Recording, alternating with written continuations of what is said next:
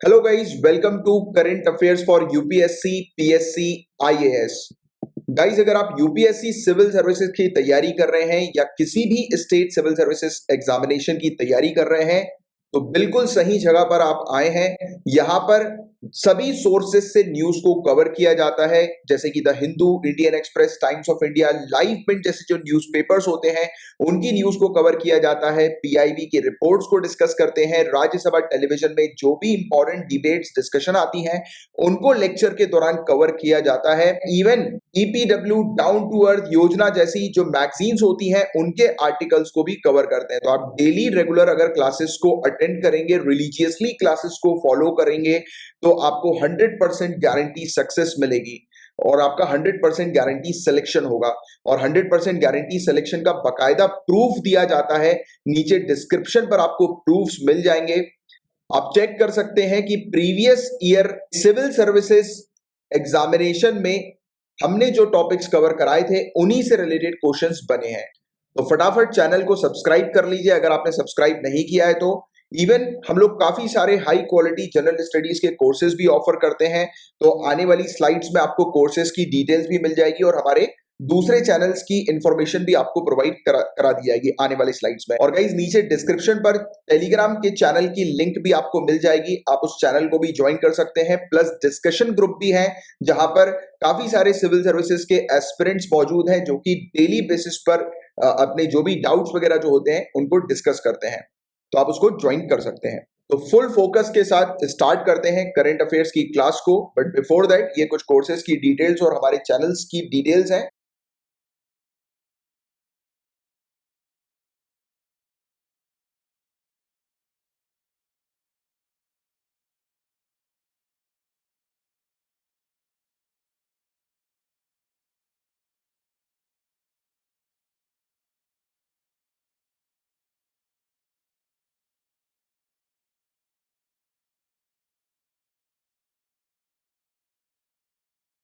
आने वाले कल के आईएएस आईपीएस ऑफिसर्स को मेरा नमस्कार। तो चलिए गाइस, इस क्लास को स्टार्ट करते हैं। स्टार्ट करेंगे पेपर 1 के पहले टॉपिक से। देखिए, यहाँ पर बात हो रही है प्रसाद स्कीम के बारे में।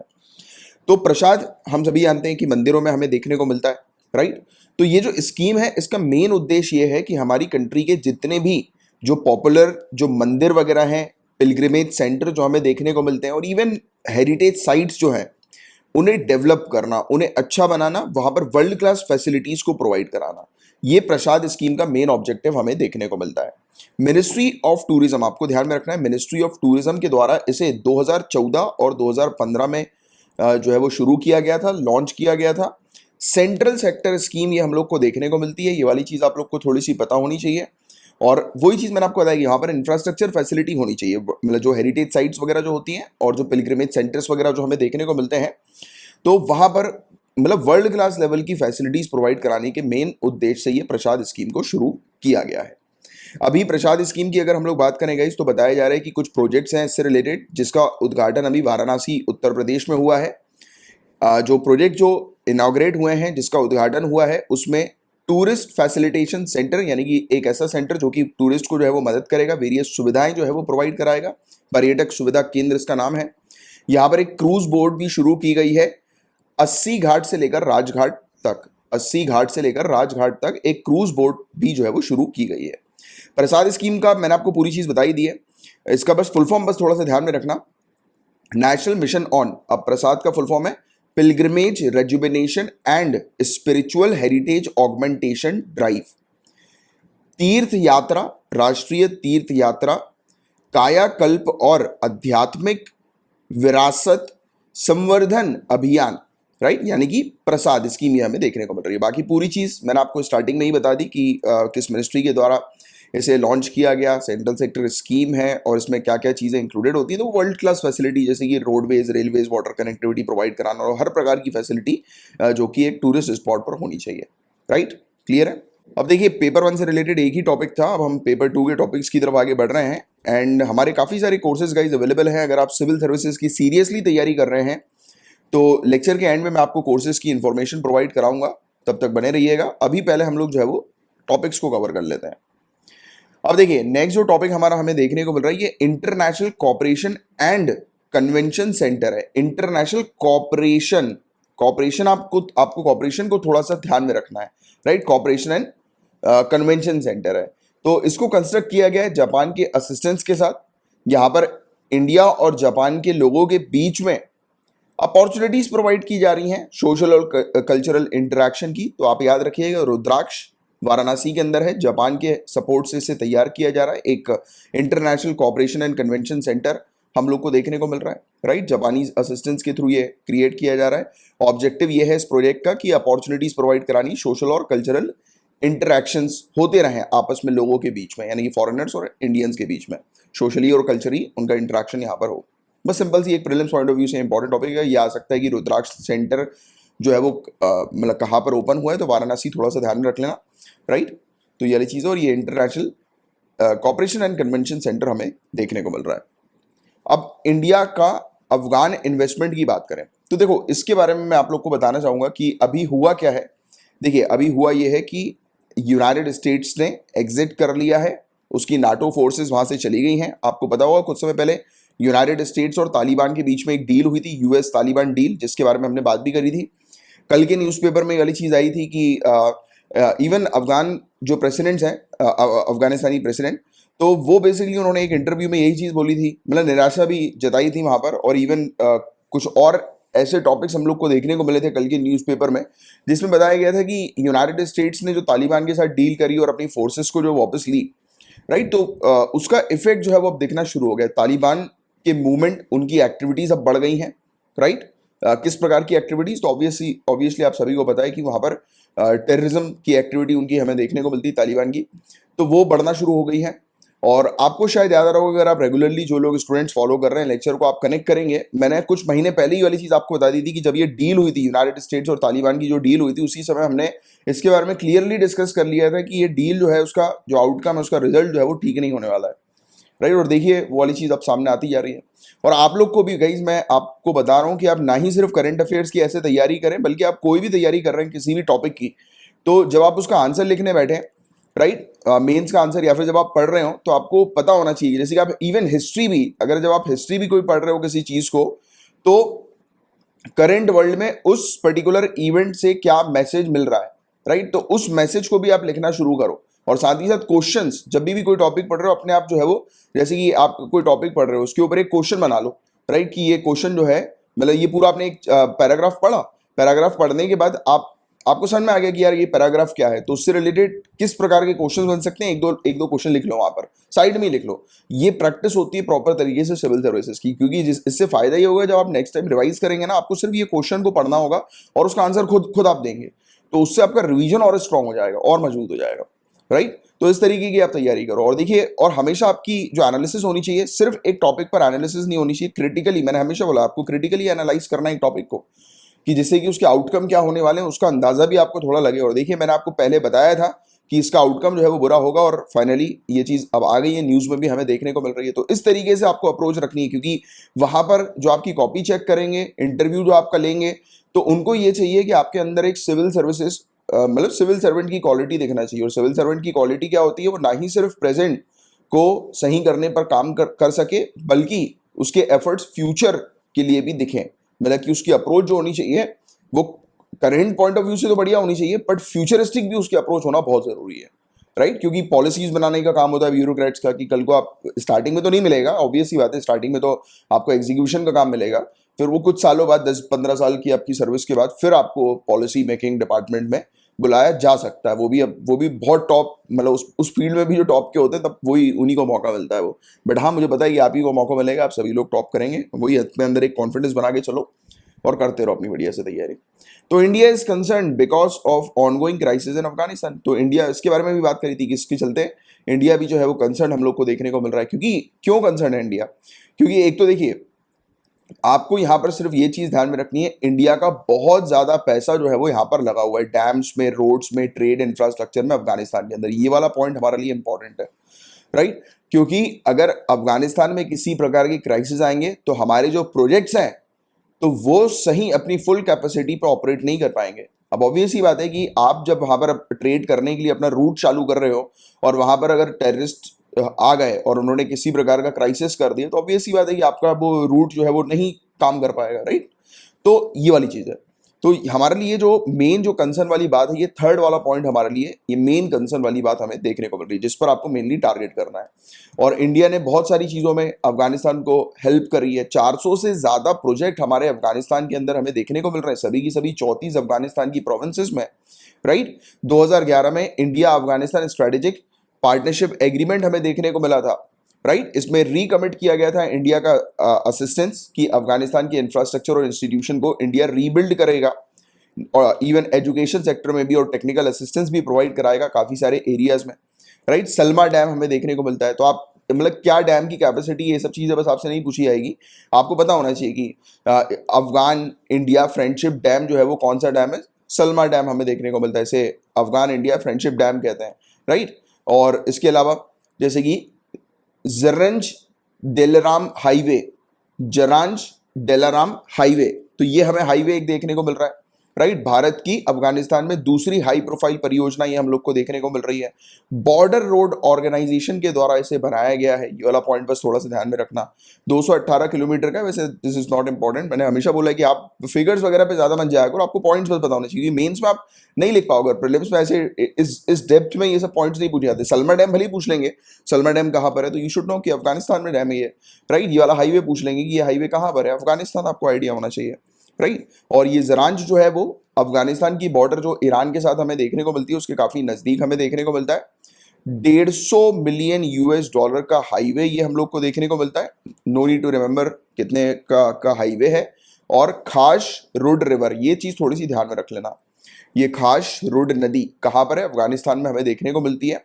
तो इसके साथ मतलब यही बड़ी इसी के नजदीक ये नदी हम लोग को नजर आती है। पार्लियामेंट की बात करें, मतलब इंडिया ने पार्लियामेंट बनाई है अफगानिस्तान की, राइट। 90 मिलियन यूएस डॉलर में 2015 में से ओपन किया था, हमारे ऑनरेबल प्राइम मिनिस्टर ने जाकर इसका उद्घाटन किया था। एक स्टोर पैलेस बनवाया गया था, स्टोर पैलेस, और वैसे इसको रीस्टोर किया गया था, राइट। और ये किस समय का है, 19 सेंचुरी में इसको ओरिजिनली जो है वो बनाया गया था। 1919 रावलपिंडी एग्रीमेंट के तहत जो है वो इसे बनाया गया था, by which Afghanistan became an independent country. तो क्वेश्चन कैन कम कि रावलपिंडी एग्रीमेंट किससे एसोसिएटेड है, तो आपको ध्यान में रखना है कि अफगानिस्तान एक स्वतंत्र देश जो है वो इसी एग्रीमेंट के तहत बनाया गया था 1919 में, राइट। तो ये पॉइंट थोड़ा सा ध्यान में रख लो। और इसके अलावा आगा आगा खान हेरिटेज प्रोजेक्ट, ये भी एक है, हम लोग ने रिस्टोर किया बाला हिस्सर फोर्ट को, जो काबुल के साउथ में हम लोग को देखने को मिलता है। अब देखिए थोड़ा सा ध्यान में रखना, यहां पर बात हो रही है शाहजहां की, जहांगीर की, जो कि आपके सिलेबस में है, इनके बारे में हम पढ़ते ही हैं, राइट। मुगल शासक ही हम लोग को देखने को मिलता है। तो अब इस चीज पर थोड़ा सा ज्यादा मैं चाहूंगा कि ध्यान देने की जरूरत है। बाला हिसार मुगल शासकों का एक महत्वपूर्ण किला बन गया, और इसके कुछ हिस्सों को जहांगीर द्वारा मतलब पुनर्निर्मित मतलब कि रीबिल्ड करवाया गया था, और शाहजहां ने इस किले को अपने आवास के लिए भी इस्तेमाल किया था। और भारत ने आगा खान विरासत परियोजना, तो आगा खान हेरिटेज प्रोजेक्ट, और काबुल के दक्षिण में स्थित 6वीं शताब्दी में निर्मित बाला हिसार किले के जीर्णोद्धार मतलब रिस्टोर इसको करना है, इसके लिए 1 मिलियन यूएस डॉलर देने का वादा किया हुआ है। और बाद में ये वाली चीज मैंने की फैक्ट जो है ये बताया बाला हिसार के बारे में। तो आपको ध्यान में रखना है, बाला हिसार जहांगीर ने रीबिल्ड किया था, और शाहजहां जो है वो इसको अपने घर के तौर पर, रेसिडेंस के तौर पर, आवास के तौर पर यूज करता था। और इंडिया ने इसी बाला हिसार को जो है वो रीस्टोर किया था। तो बाला हिसार कहाँ है, अफगानिस्तान में। ये पॉइंट आपको पता होने चाहिए। Despite the denial of an overland route by Pakistan, आपको पता होगा इस जो इशू हम लोग को देखने को मिला था इंडिया और पाकिस्तान के बीच में, तो पाकिस्तान ने इंडिया को अलाउ नहीं किया था कि आप सेंट्रल एशिया तक जो है वो पाकिस्तान के थ्रू नहीं जा सकते। तो फिर हमने बोला भाड़ में जाओ, हम जो है वो अफगानिस्तान ईरान की मदद लेकर करेंगे काम अपना, राइट। तो वही चीज हम लोग को फिर देखने को मिली। फिर इंडिया अफगानिस्तान ट्रेड जो है वो बड़ा एस्टैब्लिश हुआ 2017 में, एयर फ्रेट कॉरिडोर। इवन ये वाली बात भी हुई थी कि पाकिस्तान ने बोल दिया था कि आप हमारे एयर स्पेस को यूज नहीं करेंगे, मतलब इंडिया एयर स्पेस को, एयर स्पेस समझते हो ना आप, जैसे ये इंडिया कंट्री हम लोग को देखने को मिल रही है, इसके ऊपर वाला एरिया, यानी कि इसके ऊपर से अगर कोई प्लेन निकलता है हवा पे, तो आपको ये वाली बात, एक फैक्ट भी मैं आपको बताता हूँ कि ये वाला जो एरिया होता है ना एयर स्पेस एक कंट्री का, जैसे ही कोई भी प्लेन उस कंट्री के एयर स्पेस को यूज करेगा तो वो कंट्री चार्ज करेगी। प्लेन जो भी निकलता है ना किसी एक कंट्री के ऊपर से, तो जितने भी प्लेन एक कंट्री के ऊपर से निकल रहे हैं सब प्लेन उस कंट्री को जो है वो पैसा देकर जाते हैं, राइट। तो ये वाला पॉइंट भी आपको पता होना चाहिए, ये चार्जेस होते हैं एयर स्पेस के। बट हाँ, किसी कंट्री के साथ अगर एग्रीमेंट हो गया तो फिर वो चार्जेस कम भी हो सकते हैं, राइट। तो वो सब अलग अलग चीज होती है, बट हाँ इसमें चार्जेबल होता है ये एयर स्पेस को यूज करना। तो वही चीज हुआ था, पाकिस्तान ने मना किया, हमने बोला भाड़ में जाओ। हमने मतलब इसके साथ ईरान और अफगानिस्तान के साथ अपने रिलेशन जो है वो और अच्छे करना शुरू कर दिए। 2019 में बायलैटरल ट्रेड हमारा 1.3 बिलियन यूएस डॉलर से ज्यादा का है। अब अफगानिस्तान इंपॉर्टेंट क्यों है इंडिया के लिए? तो अफगानिस्तान एक बहुत ही इंपॉर्टेंट है, मतलब एक स्ट्रेटेजिक इंटरेस्ट की अगर हम बात करें, क्योंकि अगर हमें सेंट्रल एशिया तक पहुंचना है तो ऑब्वियसली पता है ईरान, अफगानिस्तान ये ऐसी कंट्री है जिनके साथ हमें थोड़े से संबंध बना के चलने पड़ेंगे, क्योंकि हमारे लिए जो हमारी नेबरिंग है ये पाकिस्तान, ये बड़ी डिफिकल्ट वाली सिचुएशन। और दूसरा एक और चीज मैं आपको बताता हूँ, अब पाकिस्तान के उस पर आप देखेंगे तो आपको एक तो ईरान दिखाई देगा और अफगानिस्तान दिखाई देगा। और कौटलिया की नीति क्या बोलती है कि आप हो, आपके जस्ट बगल वाला जो होगा वो आपका दुश्मन होगा, बट उसके बगल वाले जो होंगे उसको आपको अपना दोस्त बना के चलना पड़ेगा। तो हमने यहाँ पर कौटलिया की नीति को भी ऐड कर दिया। तो आपको अपने एग्जाम में इस प्रकार की अप्रोच रखनी है। आप जो जीएस पढ़ रहे हो उसको आपको करंट के साथ रिलेट करना है। ये एक बड़ा मतलब एग्जाम का मेन गेम ये वाला होता है, राइट। जैसे कि कौटलिया नीति कहीं पर भी नहीं लिखा है यहाँ पर, बट हम अपने आंसर में इस चीज को मेंशन कर सकते हैं। जैसे कि अगर कोई स्ट्रेटेजिक रिलेशन की बात आ रही है, जैसे अफगानिस्तान की क्यों ना बात आ जाए या ईरान की क्यों ना बात आ जाए, तो आप एक लाइन बस ये वाली मेंशन कर दोगे तो आप उसमें आपका इंटेलेक्चुअल वाली जो चीज होती है ना कि हाँ यार आपको नॉलेज है, तो वो झलकती है फिर।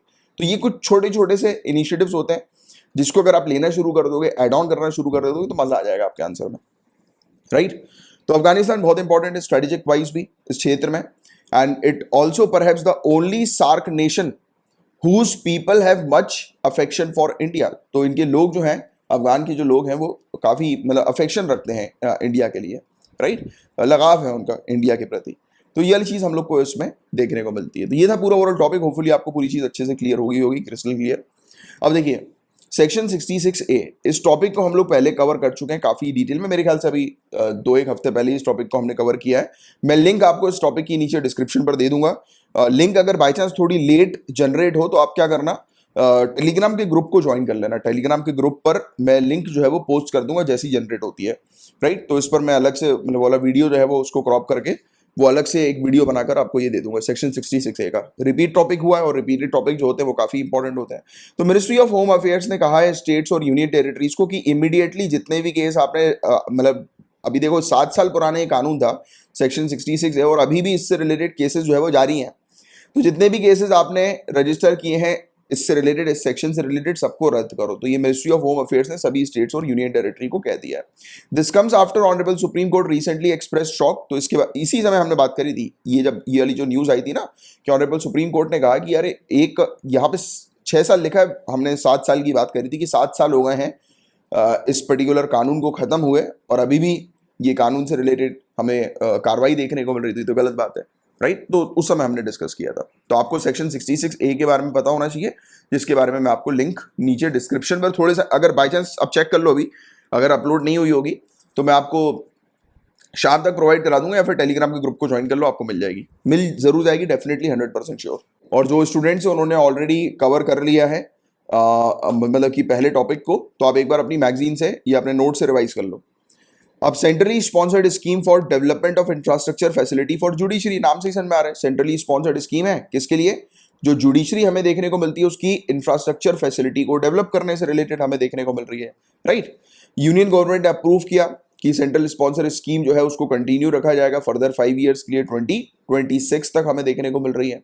एंटायर कॉस्ट इस स्कीम का 9,000 करोड़ रुपए हम लोग को देखने को मिलता है, आउट ऑफ विच सेंटर का ये कॉन्ट्रीब्यूशन होगा, जिसमें 50 करोड़ रुपए जो है वो ग्राम न्यायालय, again a very important topic, ग्राम न्यायालय।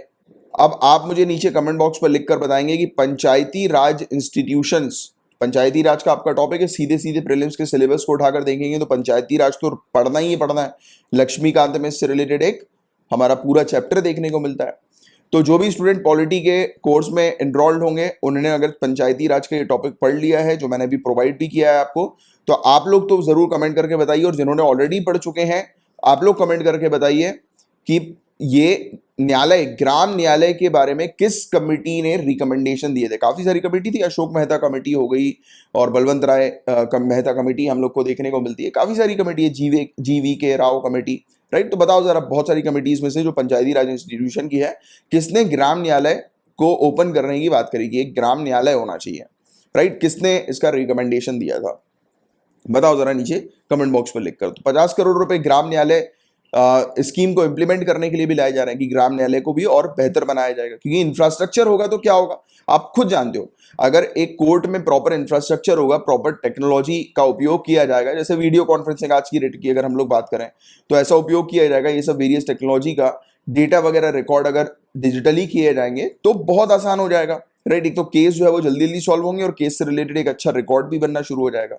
तो कितने सारे फायदे होते हैं एक अच्छे इंफ्रास्ट्रक्चर के। तो उसी पर ही ये पैसा जो है वो अभी इस स्कीम के थ्रू जो है वो सेंट्रल स्पॉन्सर्ड स्कीम के थ्रू खर्चा जा रहा है, राइट। और जो भी स्टूडेंट पॉलिटी का कोर्स लेना चाहते हैं, पॉलिटी का कोर्स काफी अफोर्डेबल फीस में आपके लिए अवेलेबल है, हाई क्वालिटी कोर्स है।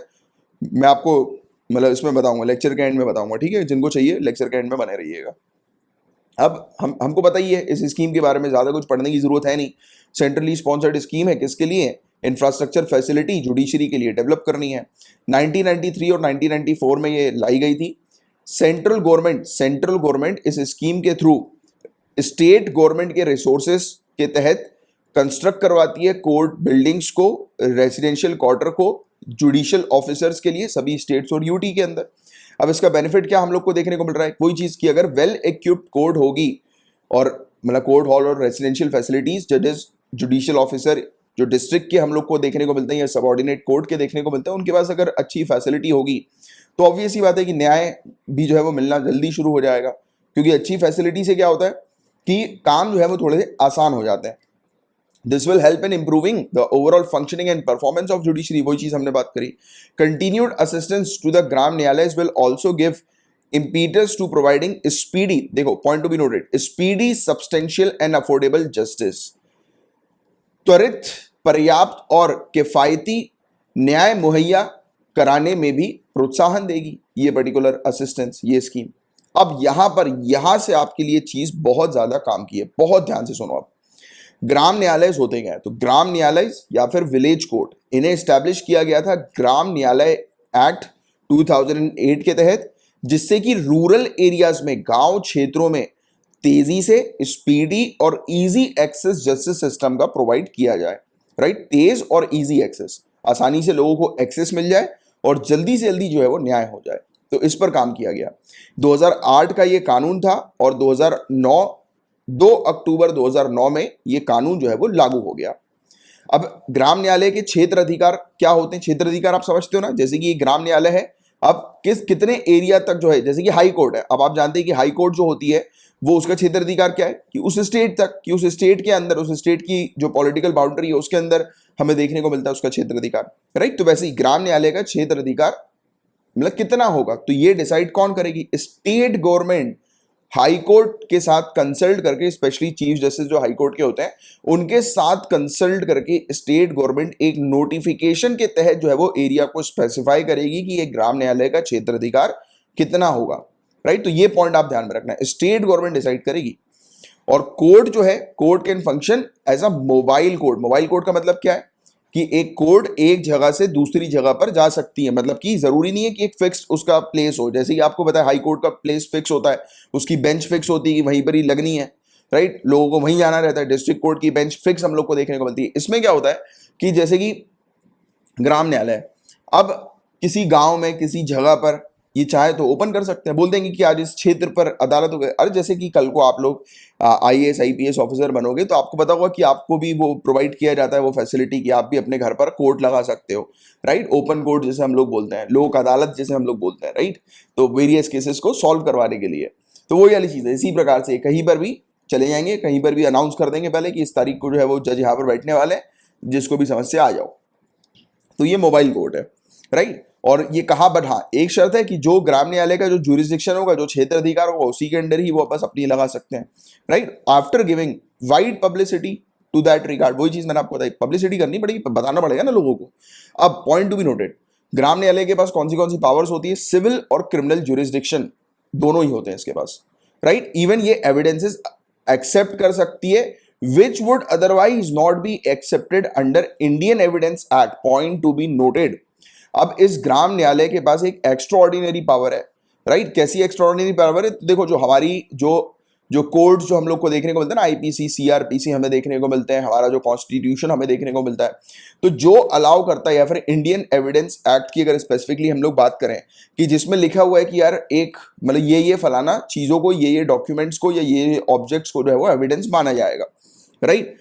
इससे बियॉन्ड भी जाकर ग्राम न्यायालय के पास ये एक्स्ट्रा ऑर्डिनरी पावर है कि उसके बियॉन्ड भी जाकर वो एविडेंसेस को कलेक्ट कर सकती है। जरूरी नहीं है कि इसमें इस लिस्ट में एविडेंसेस होना या नहीं होना, जरूरी नहीं है इंडियन एविडेंस एक्ट के तहत जो एविडेंसेस जो मेंशन्ड है तो वही होना, ये बाहर आउट ऑफ द बॉक्स जाकर मतलब एविडेंसेस को मान्यता दे सकती है, राइट। तो ये इसकी एक एक्स्ट्रा ऑर्डिनरी पावर है। अगर पूछ लिया जाए कि एक्स्ट्रा ऑर्डिनरी पावर बताइए ग्राम न्यायालय की क्या होती है, या फिर अगर ग्राम न्यायालय के बारे में मेंस में लिखने को भी आ जाए इसकी एक्स्ट्रा ऑर्डिनरी पावर, तो बिना लिखे आना मत, 3 बार रट लो। देखो ग्राम न्यायालय इसमें कौन कौन होते हैं, तो इसमें न्याय अधिकारी जो होते हैं वो हेड इसके हम लोग को देखने को मिलते हैं, न्याय अधिकारी, राइट। उनके पास बिल्कुल same power, same salary, same benefit, जो कि एक जुडिशियल मैजिस्ट्रेट फर्स्ट क्लास के हमें देखने को मिलते हैं जो एंजॉय करते हैं।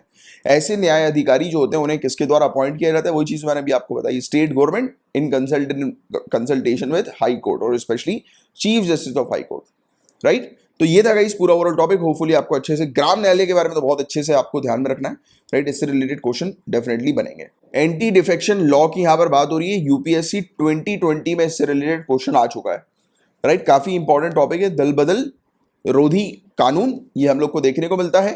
तो anti defection law, Lok Sabha secretariat ने इशू किया है नोटिस 3 एमपीज को, मेंबर ऑफ पार्लियामेंट्स को, after their parties petitioned speaker Om Birla seeking their disqualification under anti defection law. तो ये वाली चीज हमारे लिए बिल्कुल काम की नहीं है, ऐसी चीजें कभी भी जो है वो आपसे नहीं पूछी जाएंगी, ये काम की नहीं है। आपको पता करना है एंटी डिफेक्शन लॉ क्या होता है, तो नीचे डिस्क्रिप्शन पर लिंक डाल दी है, एंटी डिफेक्शन लॉ को जरूर पढ़ लीजिएगा, काफी इंपॉर्टेंट टॉपिक है, लगातार रिपीट होता है। अब गाइस पेपर 2 से रिलेटेड सिर्फ इतने ही टॉपिक्स थे, अब हम लोग पेपर 3 के टॉपिक्स की तरफ आगे बढ़ रहे हैं। वर्ल्ड यूथ स्किल्स डे की यहां पर बात हो रही है, विश्व युवा कौशल दिवस। इन 2014 में यूनाइटेड नेशंस जनरल असेंबली ने डिक्लेयर किया 15 July as World Youth Skills Day, point to be noted, 15 जुलाई को World Youth Skills Day observe किया जाता है। स्टेट सिविल सर्विसेज बहुत ज्यादा डेट्स वगैरह में इस प्रकार के इंटरेस्टेड रहती है, तो आप जो पीएससी की तैयारी कर रहे हैं ये डेट तो जरूर याद रखिए। यूपीएससी की जो स्टूडेंट तैयारी कर रहे हैं एज अ जनरल नॉलेज के तौर पर पता होना चाहिए, और ये भी पता होना चाहिए कि किसने डिक्लेयर किया, यूनाइटेड नेशन जनरल असेंबली ने, to celebrate the strategic importance of equipping young people with skills, young युवाओं को यानी कि युवाओं को स्किल्स जो है वो उनको प्रोवाइड करानी है। अब ऐसी स्किल्स प्रोवाइड कराई जाए जिससे कि उनको एम्प्लॉयमेंट मिल जाए, डिसेंट वर्क करने को मिल जाए, एंटरप्रेन्योरशिप का बेनिफिट मिले, राइट। तो ऐसी स्किल्स जो है वो एंटरप्रेन्योर्स को प्रोवाइड करानी है। और ये दिवस जो हम लोग को देखने को मिलता है गाइस, ये इंचियन डिक्लेरेशन एजुकेशन 2030, राइट, इसको अपनाए जाने को चिन्हित करता है, जो कि सस्टेनेबल डेवलपमेंट गोल, जो यूनाइटेड नेशन के सस्टेनेबल डेवलपमेंट गोल हैं, टोटल कितने हैं 17, इन्हें कब तक अचीव करना है 2030 तक अचीव करना है, राइट। तो यूनाइटेड नेशन सस्टेनेबल डेवलपमेंट गोल का ये हिस्सा हमें देखने को मिलता है, जो कि ये कहता है, आप वीडियो को पॉज करें, United nation sustainable development goal number 4 को वर्ड टू वर्ड पढ़े, हिंदी मीडियम वाले स्टूडेंट ये सब लाइनों को पढ़े, इंग्लिश मीडियम वाले स्टूडेंट ये सब पूरी लाइनों को पढ़े। As it is word to word, ensure inclusive and equitable quality education and promote life long learning opportunities for all. तो ये UN sustainable development goal number 4 है। सतत विकास लक्ष्य 4 जो है वो ये हमें देखने को मिलता है, समावेशी और समान गुणवत्ता वाली शिक्षा सुनिश्चित करने और सभी के लिए आजीवन सीखने के अवसरों को बढ़ावा देने पर जोर देता है। 2021 की थीम क्या है इसकी, री imagine youth skills post pandemic. अब देखो जो हिंदी मीडियम के स्टूडेंट हैं, आपको ये इंग्लिश में ही थोड़ा सा ये वाली चीज ध्यान में रखनी है, इंग्लिश में ही ध्यान रखिएगा। वो इसलिए मैं कह रहा हूं, मुझे हिंदी मीडियम के स्टूडेंट से कई बार कंप्लेन आई है कि सर हम एग्जाम में जो देखते हैं थीम्स वो बिल्कुल ऐसी नहीं होती जो कि हम पढ़ के जाते हैं वेरियस बुक्स वगैरह से। तो कभी भी जो भी इंटरनेशनल थीम होती है उसको इंग्लिश में ही देखो। अब गाइस इस टॉपिक की बात करते हैं। एविएशन मिनिस्ट्री ने जारी किया है एक ड्राफ्ट ड्रोन रूल्स 2021 का, और देखिए मैंने आपको पहले भी पढ़ा चुका हूं कि ड्राफ्ट हमारे लिए काम का नहीं होता है, क्योंकि इससे रिलेटेड क्वेश्चन बनते नहीं, क्योंकि ड्राफ्ट में चेंजेस होने की संभावना रहती है, क्योंकि ये फाइनल नहीं होता और आपसे चीजें, जो चीज फाइनल हो चुकी होती है उससे रिलेटेड क्वेश्चंस बनते हैं। बट हाँ, हम इसे अवॉइड नहीं कर सकते, क्योंकि इसके थ्रू हमें पता लगता है, ड्राफ्ट के थ्रू, कि सरकार किस डायरेक्शन में कदम उठा रही है, फर्स्ट पॉइंट। और सेकंड पॉइंट, हमें आइडिया लगता है कि मतलब पॉलिसीज किस टाइप की होनी चाहिए, और उसमें बहुत इंफॉर्मेशन हमें मिल जाती है, राइट, मेंस पर्सपेक्टिव से। बट प्रीलिम्स में तो डेफिनेटली नहीं आएगा इससे रिलेटेड कोई क्वेश्चन। तो देखिए, ये किसके ऊपर आधारित है, point to be noted, trust, self certification and non intrusive monitoring, विश्वास, स्व प्रमाणन और गैर दखलंदाज निगरानी के सिद्धांत पर यह आधारित हमें देखने को मिल रहा है, ड्रोन नियम 2021। और इससे पहले भी एक जारी किया था, जिसको रिलीज किया था 12 मार्च 2021 को। हालांकि इसमें पिछले महीने, मतलब पिछले साल भी 2020 में भी, if I am not wrong, जून के महीने में भी इसको हमने कवर किया था, ड्रोन रूल्स को, राइट। तो इसको रिप्लेस कर रहा है यूएएस रूल्स 2021 को, नया ये ड्रोन रूल जो है वो रिप्लेस कर रहा है। तो देखिए, मैंने आपको बताया था कि ऐसे जो ड्राफ्ट होते हैं ना, इसमें चेंजेस होने की संभावना बहुत ज्यादा रहती है, राइट। तो उसको जब तक वो कोई चीज फाइनल ना हो, तब तक उसे एग्जाम के लिए इंपॉर्टेंट नहीं मानना चाहिए। बट हाँ, मतलब नॉलेज के लिए, एक टॉपिक पर अंडरस्टैंडिंग के लिए जरूरी होता है कि किस डायरेक्शन में सरकार काम कर रही है, कैसे वो कदम उठा सकती है। और ड्रोन एक ऐसा टॉपिक है जो कि बहुत इंपॉर्टेंट है, क्योंकि आज की डेट में इसके जो ऑपरेशंस की बात करें, एरिया ऑफ ऑपरेशन की, कि किन किन जगहों पर इसका उपयोग हो रहा है, ये बहुत सारी जगह बढ़ गई है। स्ट्रेटेजिक पॉइंट ऑफ व्यू से भी टेररिस्ट भी इसका उपयोग कर रहे हैं, राइट। तो ये सब चीजें हैं, तो इसके लिए आपको जानना है, इसके बारे में बहुत ज्यादा जरूरी है एज अ ब्यूरोक्रेट लेवल के तौर पर। अब देखिए, digital sky platform shall be developed as a business friendly single window online system। Digital sky platform जो हमें देखने को मिलता है, जिस पर परमिशन वगैरह दी जाती है ड्रोन उड़ाने की, नहीं उड़ाने की, लाइसेंस वगैरह प्रोवाइड किए जाते हैं, तो इसको एक business friendly single window online system के तौर पर इसे डेवलप किया जा रहा है, राइट। कि मतलब कि अगर जैसे कि होते हैं ना, काफी सारे लोग कमर्शियल बेसिस पर ड्रोन्स का उपयोग करते हैं, तो उनको कोई प्रॉब्लम ना आए, उनके बिजनेस को हार्म ना हो पॉलिसीज के सख्त नियमों के चलते, तो इसको भी ध्यान में रखा गया है। No flight permission up to 400 feet in green zone required. मतलब कि आपको अगर ग्रीन जोन में ड्रोन को उड़ाना है, अब ग्रीन जोन कैसे जोन होते हैं, अब देखिए, पहली बात, नाम से समझना, ग्रीन जोन आसपास के एरिया में किसी प्रकार का, क्योंकि रेड जोन होता है मतलब कि अलर्ट, कि भाई खतरा हो जाए, खतरा है आसपास के एरिया पर, कुछ स्ट्रेटेजिक चीजें हो सकती है। अब ग्रीन जोन मतलब कि कोई ऐसा कोई डिपार्टमेंट नहीं होगा आसपास, डिफेंस से रिलेटेड या किसी भी स्ट्रेटेजिक फील्ड से रिलेटेड हमारा सरकारी डिपार्टमेंट नहीं होगा, राइट। और ना ही कोई ऐसी चीज होगी कि जिसके चलते हमारी कंट्री की सिक्योरिटी को खतरा हो, राइट। तो इसलिए वो एरिया ग्रीन जोन कहलाया जाता है। और एयरपोर्ट पेरीमीटर से 8 से 10 किलोमीटर के बीच में डिस्टेंस में, यानी कि एयरपोर्ट का एरिया है, तो एक उस एरिया को छोड़कर, यानी कि उसके पेरीमीटर वाले एरिया को छोड़कर 8 से 10 किलोमीटर के एरिया पर बताया जा रहा है कि 200 फीट तक आप जो है वो ड्रोन को उड़ा सकते हैं, उसके ऊपर नहीं, क्योंकि उसके ऊपर थोड़ा रिस्की हो जाएगा, प्लेन टेक ऑफ करते हैं ना और लैंडिंग करते हैं तो रिस्की हो जाएगा। तो 200 फीट तक आप उड़ा सकते हो, तो उसके लिए आपको कोई अलग से परमिशन लेने की जरूरत नहीं पड़ेगी। किसी भी पायलट लाइसेंस की आवश्यकता नहीं होगी माइक्रो ड्रोन के लिए, नैनो ड्रोन के लिए, रिसर्च एंड डेवलपमेंट ऑर्गेनाइजेशंस के द्वारा, नॉन कमर्शियल यूज के लिए बताया जा रहा है। कोई भी रिस्ट्रिक्शन जो है वो ड्रोन्स के ऊपर नहीं लगाया जाएगा। Foreign owned companies registered in India, इस रजिस्टर को ध्यान में रखो, तो जो भी फॉरेन कंपनी है इंडिया में रजिस्टर्ड है, तो उसे अगर ऑपरेट करना है तो उसके ऊपर कोई रिस्ट्रिक्शन जो है वो नहीं लगाया जाएगा। ड्रोन्स का जो इंपोर्ट और ड्रोन्स के जो कंपोनेंट्स का जो इंपोर्ट किया जाएगा, इसे डीजीएफटी रेगुलेट करेगी। डीजीएफटी लिख लो कहीं पर, directorate general of foreign trade, जो कि मिनिस्ट्री ऑफ, आप बताओ मुझे, directorate general of foreign trade किस मिनिस्ट्री के अंदर आती है, चलो बताओ इसका आंसर। कोई भी सिक्योरिटी क्लियरेंस की आवश्यकता नहीं होगी बिफोर एनी रजिस्ट्रेशन और लाइसेंस इशुएंस। तो लाइसेंस इशू करते समय या रजिस्टर करते समय कोई भी आपको सिक्योरिटी क्लियरेंस लेने की आवश्यकता नहीं होनी है। कोई भी रिक्वायरमेंट नहीं होगी सर्टिफिकेट ऑफ एयर वर्दीनेस की, यूनिक आइडेंटिफिकेशन नंबर की, right, prior permission and remote pilot licence की, रिसर्च एंड डेवलपमेंट एंटिटीज के लिए, तो point to be noted, R&D companies, organisation, entities के लिए इन सब चीजों की किसी की भी सर्टिफिकेट की आवश्यकता नहीं होगी, राइट। मतलब कि आसान बनाया जा रहा है नियमों को, क्योंकि इस नए ड्राफ्ट के अंदर नियमों को थोड़ा सा आसान बना दिया, मतलब जो कॉम्प्लेक्सिटीज जो थी सिस्टम में, तो उसको थोड़ा कम कर दिया। Coverage of drones under drone rule 2021 increase from 300 kg to 500 kg। तो 500 किलो तक के ड्रोन जो है या फिर पेलोड वाले जो ड्रोन हम लोग को देखने को मिलते हैं 500 kg के, तो अब उनको भी बढ़ा दिया गया, यानी कि 500 kg तक के ड्रोन्स को परमिशन दी जाएगी, राइट। अब इसमें ड्रोन टैक्सीज भी कवर अब कर दी गई है, क्योंकि कोरोना वायरस के बाद देखा कि यार इसकी तो रिक्वायरमेंट है ही, राइट। डिलीवर करने के लिए प्रोडक्ट्स वगैरह को, इंपॉर्टेंट इमरजेंसी प्रोडक्ट्स को डिलीवर करने के लिए ड्रोन टैक्सी की आवश्यकता होगी। तो ये देखिए इसको भी इंक्लूड कर दिया। अब ये जो सर्टिफिकेट है एयर वर्दीनेस का, पहले तो ये समझ लो एयर वर्दीनेस समझ रहे हो ना कि एयर वर्दीनेस का सर्टिफिकेट होता क्या है।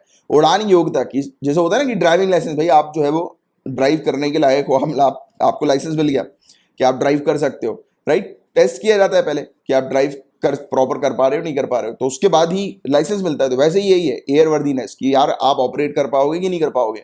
तो ऐसे जो लाइसेंस होते हैं वो कौन इशू करेगी? क्वालिटी काउंसिल ऑफ इंडिया और सर्टिफिकेशन एंटिटीज जो कि इसके द्वारा ऑथराइज की गई होंगी। और मैन्युफैक्चरर्स जो है गाइस में generate there drones unique identification number on digital sky platform. तो डिजिटल स्काई प्लेटफॉर्म जहां पर वो ड्रोन उड़ाने वाले जो होते हैं वो रजिस्टर करवाते हैं, राइट, और बताते हैं कि कहां पर वो ड्रोन उड़ा रहे हैं कहां पर नहीं उड़ा रहे, तो उसके बारे में इंफॉर्मेशन मेंशन करते हैं। तो वो अपने हर एक ड्रोन का यूनिक आइडेंटिफिकेशन नंबर भी वहां पर मेंशन करेंगे, राइट, जो कि मैन्युफैक्चरर्स के द्वारा हर एक ड्रोन के लिए अलग एक यूनिक नंबर जो है वो जनरेट करके दिया जाएगा। जैसे गाड़ी का नंबर होता है ना, चेजेस नंबर होता है, हमें देखने को मिलता है उसी टाइप का। आप इसको गाड़ी की तरह मानो आप कि जैसे गाड़ी चलाने के लिए लाइसेंस की जरूरत होती है, उसका एक यूनिक नंबर, रजिस्ट्रेशन कार्ड पे अलग नंबर हमें देखने को मिलता है ना, तो उस टाइप से। और सेल्फ सर्टिफिकेशन रूट के थ्रू कि लोग जिसको भी जो है वो उड़ाना है वो इस मतलब डिजिटल स्काई प्लेटफॉर्म पर आए, अपनी डिटेल्स वगैरह दे, रजिस्टर कराए अपने ड्रोन को और उड़ाना शुरू करे, ऑपरेशन करे। मैक्सिमम पेनाल्टी ड्रोन रूल्स 2021 के अंडर रिड्यूस कर दी गई है, 1 लाख रुपए तक कर दी गई है। This shall however not apply to penalties in respect of violation of other law. अब ये वाली पेनल्टी सिर्फ और सिर्फ ड्रोन्स का उल्लंघन करने की है, उसके अलावा अगर उससे जुड़े कोई और मतलब होंगे अगर आपके दूसरे कानून, तो उसकी पेनल्टीज अलग लगेंगी, right. Drone corridor will be developed for cargo deliveries. तो कार्गो वगैरह सामान वगैरह जो है वो डिलीवर करने हैं तो उनके लिए अलग कॉरिडोर्स बनाए जाएंगे, बहुत ही बढ़िया। Drone promotion council to be setup, एक नया काउंसिल बनाया जाएगा ड्रोन प्रमोशन काउंसिल, राइट, जो कि बिजनेस फ्रेंडली रेगुलेटरी रिजीम जो है वो प्रोवाइड कराएगा, यानी कि बिजनेसेस वगैरह को किसी प्रकार की कॉम्प्लेक्सिटी ना आए, आसानी से जो ड्रोन्स पे जो बिजनेस हमें देखने को मिलते हैं वो आसानी से ऑपरेट हो, ऑपरेशन करें, राइट। तो उसके लिए ये ड्रोन प्रमोशन काउंसिल हमें देखने को मिलेगा। अब स्ट्रिक्टर रूल्स की क्यों आवश्यकता है, इतने स्ट्रिक्ट रूल्स और रेगुलेशन की क्यों आवश्यकता है? तो रिसेंटली ड्रोन्स का उपयोग पहली बार एक्सप्लोसिव डिवाइस को ड्रॉप करने के लिए, ब्लास्ट को ट्रिगर करने के लिए एयरफोर्स स्टेशन के टेक्निकल एरिया पर छोड़ा गया था। आपको शायद इसके बारे में पता होगा, यानी न्यूज के बारे में, कि जम्मू के अंदर ये घटना हमें देखने को मिली थी रिसेंट पास्ट में। और ओवर पास्ट 2 ईयर, पिछले 2 सालों में ड्रोन्स का उपयोग जो है वो पाकिस्तान बेस्ड आउटफिट्स के द्वारा रेगुलरली जो है वो किया जा रहा है, आर्म्स वगैरह को, वेपन्स, एम्यूनिशन, ड्रग्स वगैरह को इंडिया की टेरिटरी में भेजने के लिए।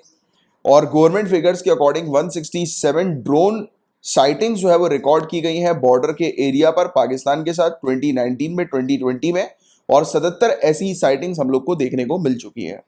और इस प्रकार से ड्रोन टेक्नोलॉजी काफी तेजी से बढ़ती जा रही है, ग्लोबल मार्केट में भी इनका शेयर काफी तेजी से बढ़ता जा रहा है रिसेंट कुछ पास्ट में, राइट। तो पॉसिबिलिटी है ड्रोन अटैक जो है इसको अनदेखा नहीं किया जा सकता। ये कितनी भी डेवलप क्यों ना सिटी हो, कंट्री हो, सेफेस्ट क्यों ना हो, ड्रोन अटैक को आप नकार नहीं सकते, क्योंकि वो दूर से ऑपरेट किया जाता है। Drones are becoming security threat. तो ड्रोन जो है वो देश की सिक्योरिटी के लिए खतरा बनती जा रही हैं, स्पेशली कॉन्फ्लिक्ट जोन जो होते हैं उन एरियाज पर जहां पर नॉन स्टेट एक्टर्स जो है वो एक्टिव रहते हैं। नॉन स्टेट मतलब कि जो उस कंट्री के निवासी नहीं है, राइट, तो वो लोग वहां पर एक्टिव रहते हैं। मतलब कि टेररिस्ट हो गया या फॉरेनर्स हो गए कुछ, जिनका इंटेंशन मतलब सिक्योरिटी के लिए सही नहीं होता, वो तो एक ही बात है, आप फॉरेनर्स बोलो या टेररिस्ट बोलो, राइट। वो इंटेंशन की बात कर रहा हूँ, मतलब इसको जनरल वे की बात नहीं कर रहा हूँ, जनरल वे में मत लेना। तो वो वाली चीज हमें देखने को मिलती है। तो ये वाली चीज है जिसके बारे में आप लोग को एक आइडिया होना चाहिए, जानकारी होनी चाहिए, स्पेशली जो लास्ट की जो कुछ पॉइंट्स हमने बात करी ना, तो ये तो बहुत ही इंपॉर्टेंट है कि आज की डेट में इस प्रकार के ड्रोन रूल्स की क्यों आवश्यकता है। और हमने एक कुछ आइडिया भी ले लिया कि किस टाइप के रूल्स जो है वो बनाने के ऊपर सरकार काम कर रही है। अब देखिए, special live stock sector package हमें देखने को मिल रहा है। Cabinet committee on economic affairs ने अप्रूव कर दिया है, इंप्लीमेंट किया जा रहा है एक special live stock sector package 9,800 crore rupees का। इसका मेन एम ये है कि हमारा जो लाइव स्टॉक सेक्टर जो हमें देखने को मिलता है, पशुधन क्षेत्र जो हमें देखने को मिलता है, इसमें ग्रोथ करना है, इसको बढ़ावा देना है, राइट। और एनिमल हस्बेंड्री को और भी रेम्यूनरेटिव बनाना है फार्मर्स के लिए एनिमल हस्बेंड्री सेक्टर में, क्योंकि जिससे कि फार्मर्स की इनकम अच्छी जनरेट हो, जो एनिमल हस्बेंड्री में जो फार्मर्स, पशुपालन में जो फार्मर इन्वॉल्व है, राइट, तो उनको और अच्छा पैसा मिले, जिससे कि और कमाई उनकी हो सके। और इसके अंदर बताया जा रहा है कि इन्वेस्टमेंट किया जाएगा स्टेट गवर्नमेंट के द्वारा, स्टेट कोऑपरेटिव्स के द्वारा, financial institution, external funding agency और भी दूसरे स्टेक होल्डर्स हमें देखने को मिलेंगे, जिनका इन्वेस्टमेंट का शेयर इसके अंदर शामिल होगा। और डिटेल्स की बात करेंगे, इस पैकेज को इस प्रकार से डिजाइन किया गया है कि इसमें काफी सारे ऐसे कंपोनेंट जो हम लोग को देखने को मिलते हैं जिनमें कुछ इश्यूज थे, तो उसको सही किया गया department of animal husbandry and dairying scheme के, और अगले 5 सालों के लिए ये हमें देखने को मिल रही है, स्टार्टिंग फ्रॉम 2022 से। और सभी स्कीम जो हम लोग को इस डिपार्टमेंट के अंदर हमें नजर आती है, department of animal husbandry and dairying के अंदर, राइट, तो इसे मर्ज किया जा रहा है 3 ब्रॉड कैटेगरीज में। क्या क्या ब्रॉड कैटेगरीज हैं?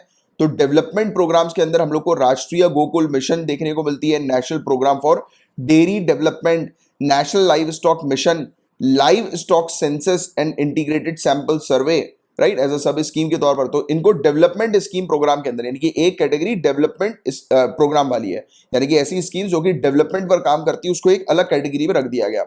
अब ऐसी स्कीम जो कि डिजीज पर काम करती है, डिजीज को कंट्रोल करने पर काम करती है, उनको अलग रख दिया गया, जैसे कि livestock health and disease control, right, जिसके अंदर आज की रेट की livestock health and disease control schemes हैं, और national animal disease control programme जो हमें देखने को मिलती हैं उसको शामिल कर लिया गया। अब देखो, एक तो बात हो गई डेवलप करना, और दूसरा तो हो गया डिजीज को कंट्रोल करना, तीसरा क्या है? फंड। अब फंड की आवश्यकता है, इंफ्रास्ट्रक्चर बनाना है तो आपको फंड चाहिए, पैसा चाहिए। तो animal husbandry infrastructure development fund और डेयरी इंफ्रास्ट्रक्चर डेवलपमेंट फंड, इन्हें मर्ज कर दिया गया है। और जितनी भी प्रेजेंट स्कीम है इस चीज से रिलेटेड जो कि सपोर्ट करती है डेयरी कोऑपरेटिव्स को, फार्मर्स प्रोड्यूसर ऑर्गेनाइजेशन को, यानी कि एफपीओ को, जो कि डेयरी एक्टिविटीज में एंगेज या इन्वॉल्व हम लोग को देखने को मिलते हैं, तो इनको थर्ड कैटेगरी के अंदर शामिल कर दिया गया। तो ये टोटल 3 कैटेगरीज के तहत जो है वो लाइव स्टॉक की हमें देखने को मिल रही है। लाइव स्टॉक सेक्टर को इंडिया के अंदर अच्छा बनाया जा रहा है। अब क्या महत्व है इस सेक्टर का? तो लार्ज नंबर ऑफ फार्मर्स, काफी सारे फार्मर्स सिर्फ एनिमल हस्बेंड्री के ऊपर डिपेंडेंट है अपने लाइवलीहुड के लिए, राइट, अपनी आजीविका के लिए। और ये ऑलमोस्ट 55% रूरल पॉपुलेशन को सपोर्ट करता है। 55 पॉपुलेशन ऑलमोस्ट रूरल एरियाज की 55% पॉपुलेशन, मतलब यानी कि किसी गांव में अगर 1000 लोग हैं तो 500 लोग, आप ये मान के चल सकते हो, 500 से थोड़ा सा ज्यादा, या मतलब 550 लोग, अगर 1000 की पॉपुलेशन है स्पेसिफिकली, तो 550 लोग एनिमल हस्बेंड्री में आपको इन्वॉल्व देखने को मिलेंगे।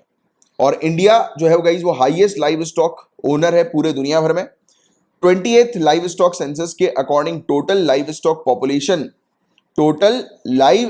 पॉपुलेशन जो है वो 535.78 मिलियन की हमें देखने को मिल रही है। 535.78, तो हिंदी में मैं अभी इसके आपकी हैंडआउट में इसको अपडेट कर दूंगा। 535.78 मिलियन जो हमें देखने को मिल रहा है ये वाला। और इसमें बताया जा रहा है कि 2012 के सेंसस के कंपैरिजन में 4.6% की ग्रोथ भी जो है वो रिकॉर्ड की गई है।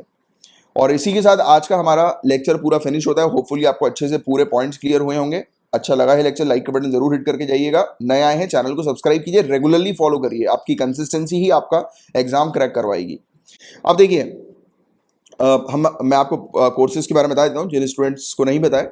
हमारा पॉलिटी का कोर्स है, एनवायरमेंट का है, इकोनॉमिक्स का है, ऐसे काफी सारे कोर्सेज है। बट मैं आपको बताता हूँ सभी कोर्सेज में कॉमन चीज क्या है, सिलेबस के अकॉर्डिंग हम आपकी तैयारी करवाते हैं। इसका मतलब साफ और सिंपल ये है कि अगर आप जैसे कि अगर पॉलिटी का लेते हैं, वैसे तो सीरियस मेरे स्टूडेंट जितने भी सभी कोर्सेज को लेते हैं, और मैंने अलग अलग इसलिए रखा है कि आप जिस सब्जेक्ट में वीक हो उस सब्जेक्ट का आप कोर्स ले सकते हो। कोई बाउंडेशन नहीं है कि सभी कोर्स लेना है।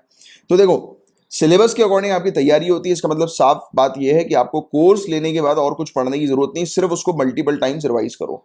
यानी कि पूरी चीज एक टॉपिक की आपकी कवर करवा दी जाती है। जैसे पॉलिटी है, पूरी चीज जो पॉलिटी में आपसे पूछी जा सकती है कवर्ड, राइट। बट हाँ, करंट अफेयर्स के मामले में आपको थोड़ा सा एड ऑन करना पड़ेगा, राइट, क्योंकि करंट अफेयर्स एक ऐसी चीज है, स्टैटिक का पोर्शन तो यहां पर आपका हो जाता है। करंट अफेयर्स एक ऐसी चीज है जिसमें आप ये रेगुलर करंट अफेयर्स के लेक्चर फॉलो करें, राइट, वो आपका एक अलग से ड्यूटी होगी। वो तो फ्री है बिल्कुल, करंट अफेयर्स के लेक्चर उसको आप कर सकते हैं। तो सिलेबस के अकॉर्डिंग आपकी तैयारी होती है, और इसमें सभी में आपको प्रैक्टिस करने के लिए प्रीलिम्स और मेंस दोनों के क्वेश्चंस दिए जाते हैं। और इंग्लिश हिंदी दोनों में ये हम लोग को देखने को मिलता है। एनवायरमेंट और पॉलिटी का कोर्स जो चल रहा है वो अभी इंग्लिश में चल रहा है, जैसे ही कोर्स खत्म होगा उसकी हिंदी पीडीएफ आपको दे दी जाएगी। और पॉलिटी के कोर्स के लिए तो अगर आपके पास हिंदी में लक्ष्मीकांत है तो फिर आपको अलग से पीडीएफ की जरूरत नहीं है, लक्ष्मीकांत को रेफर करो।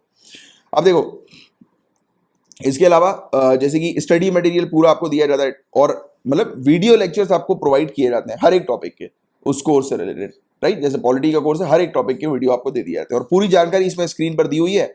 आप स्क्रीन पर जानकारी जो है वो ले सकते हैं और कोई भी अगर समस्या आती है तो आप मुझे 9713282838 पर कांटेक्ट कर सकते हैं। याद रखिएगा व्हाट्सएप या टेलीग्राम के थ्रू ही कांटेक्ट करिएगा, मेरा रिप्लाई आपके पास विद इन 24 आवर्स आ जाएगा। ऐसे ही एनवायरमेंट का कोर्स है, ऐसे ही इकोनॉमिक्स का कोर्स है, सी सेट का कोर्स हमारा अवेलेबल है, हिस्ट्री का कोर्स अवेलेबल है जिसमें आपको कंप्लीट एंशिएंट मेडिवल और मॉडर्न इंडियन हिस्ट्री दी जा रही है। यूपीएससी 2021 की टेस्ट सीरीज अवेलेबल है और अब आपको करंट अफेयर्स के नोट्स बनाने की भी जरूरत नहीं, मात्र 100 रुपीज पर मंथ की फीस में आपको ये सब फैसिलिटी प्रोवाइड की जाती है। एक ऑफर भी है जिसको आप ले सकते हैं और करंट अफेयर्स के मंथली क्वेश्चंस की अगर आपको प्रैक्टिस करनी है तो वो फैसिलिटी भी अवेलेबल है। और हमारा मेंस का भी एक बैच चलता है, मेंस आंसर राइटिंग का, उसकी भी अगर इंफॉर्मेशन चाहिए तो मेरे नंबर पर लिख देना मेंस आंसर राइटिंग बैच, तो उसकी डिटेल्स मैं आपको प्रोवाइड करा दूंगा। तो चलो फिर मिलते हैं हम नेक्स्ट लेक्चर में, तब तक के लिए bye bye, take care, have a great day ahead, Tata.